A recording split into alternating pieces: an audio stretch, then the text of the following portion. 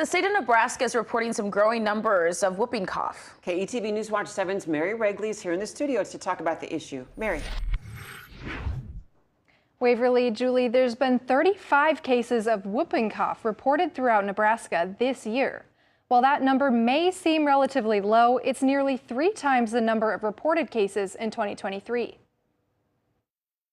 Doctors say the cases are returning to pre-pandemic levels. Whooping cough is typically seen in children, but a La Vista pediatrician says she's currently seeing many cases in teenagers. Douglas County Health Director Dr. Lindsay Hughes says they're seeing an uptick in many respiratory diseases with school starting. They're also on sports teams or in classrooms together. They're kind of in these more congregate settings. You can get a lot more spread in those instances. Whooping cough gets its name from the whooping sound people make as they gasp for air after a coughing fit. They used to call this the cough of 100 days because even after getting treated, you can continue to have that awful cough for up to 3-4 months. Early symptoms can look like a common cold with runny or stuffy nose, a low-grade fever, and mild coughs.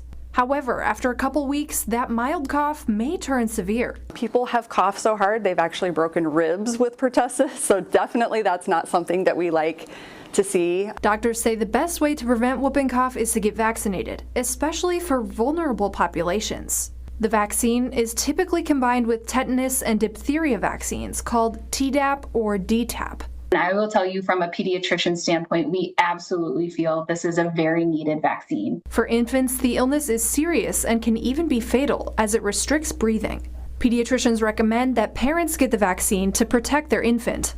I always encourage that not only mom gets it, but partners get it, grandparents, any caregivers that are going to be taking care of baby.